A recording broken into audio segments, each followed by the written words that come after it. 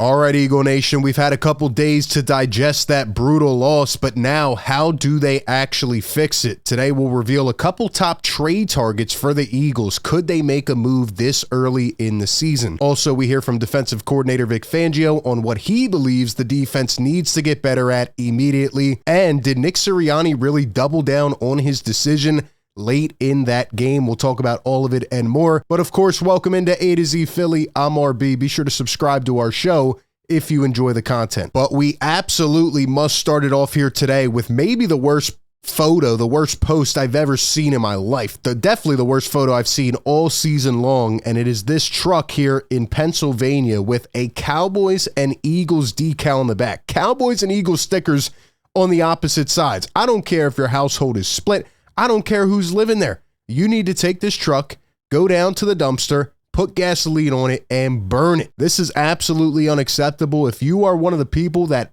does this or has done this, you should be ashamed. But okay, let's go ahead and talk some football. Vic Fangio spoke to the media today. We finally got to hear what he thought and saw about his defense getting absolutely cooked on Monday night. And he talks about Bryce Huff. Vic Fangio says that Bryce Huff will remain the starter at edge. Quote, "He's working hard at it. We're going to stick with him." We heard from Bryce Huff a couple days ago after the game saying that he needs to really lock in and focus more.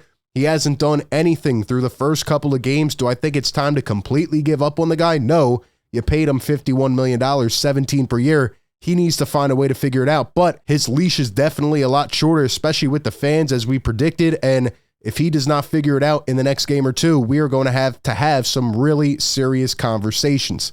Now, Vic Fangio talked about the lack of sacks, the lack of pressures, and he says, quote, "Until we do a better job playing the run, those are not coming." Now, this I disagree with. I do not like to hear from Vic Fangio.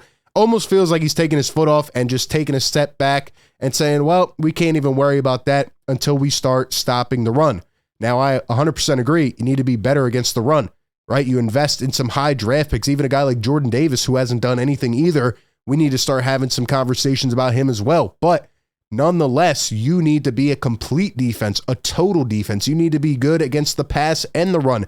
You need to be able to get to quarterbacks, especially when you're going up against what they're calling the statue in Kirk Cousins. You couldn't even get a breath on him. Kirk Cousins cannot play against pressure, and you let him sit back there pretty all night. And if this is the Eagles scheme, the philosophy, like I talked about in the last video, and they do not change any part of it, any component, they are going to have some real issues, especially because they don't have the personnel to match it. So Vic Fangio needs to instill more aggression in these guys. I understand he has his scheme, but the Eagles need to find a way to get to the quarterback. And well, one way they do that is by having better personnel. Hassan Reddick tweeted out today, "God will always make a way." Obviously, it seems like he wants to get back on the field. His Jets are scheduled to play on Thursday night football against the Patriots, and LeSean McCoy goes ahead and comments on it. He says, yeah, a way back to Philly. We need bro. Yeah, we do. Like I've been saying, and people think this is crazy. I would do what it takes to go trade back for Hassan Reddick. I know he's going to demand a big payday, and financially, you probably can't make his original expectation work. But if he wants to play football and extend his career and make a statement and come back to his hometown, the team he loved playing for, Howie needs to find a way to make it happen. Now, LeSean McCoy also said this on television today, quote, "I'm not panicking at all. We're going to be fine, though. If you need the Eagles to lose by Saquon Barkley missing a 1-yard pass, the league is in trouble." Do you agree or disagree with that statement?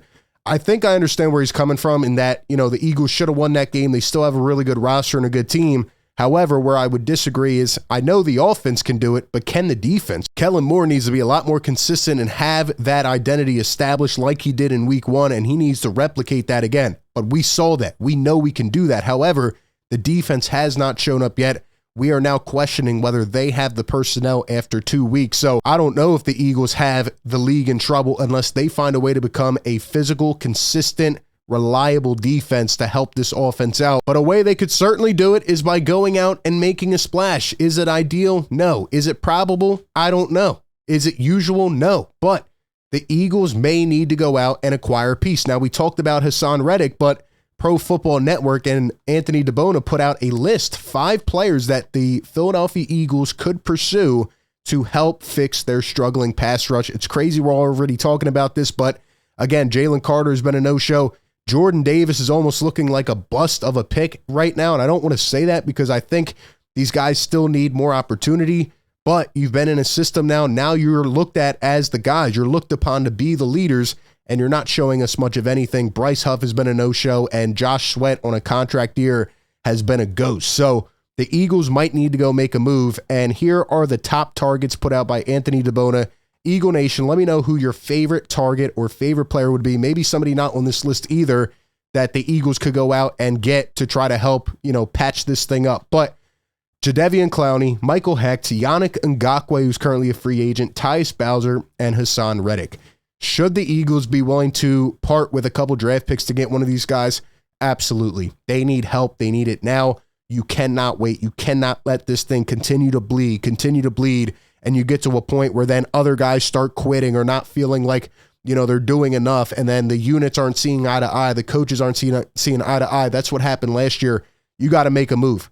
If it was up to me, I would go back and get Hassan Reddick, try to repair things, and find a way to get him on the field. But if that is not possible, I think Jadeveon Clowney makes a lot of sense. He's an absolute beast. He was a former number one pick for a reason. He had almost 10 sacks last season, and he signed late with Carolina, who's just a dumpster fire of an organization.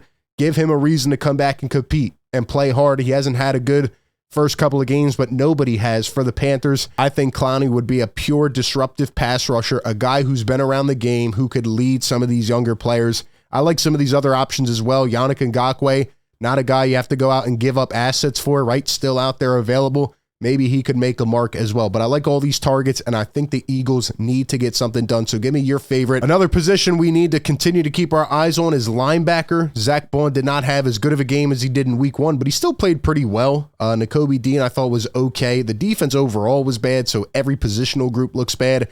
But one linebacker that we've kind of forgotten about already, maybe he could now get on the field to try to help this team, is Devin White.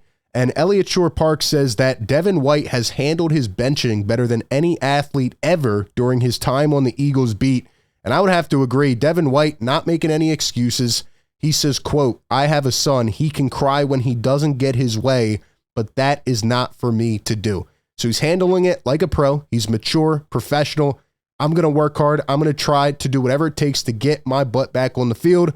And I'm not going to make excuses. I got beat out by a younger player. It is what it is. Now, another coach we need to talk about is Nick Sirianni and his decision late in the game. We've emphasized it enough, but Nick actually said something about that play, which we'll get to in a second. However, Jason Kelce on his podcast says that the Saquon pass was the perfect play call. The percentage chance a wide open pass to Saquon is dropped is very low, and if it's not wide open, you don't throw it. If you said we can either run it and not know how many yards we get or have a Saquon wide open in a flat to catch it and win the game, you're probably going to take that. I would have to agree with Jason Kelce. It was a pretty good play call. He was open.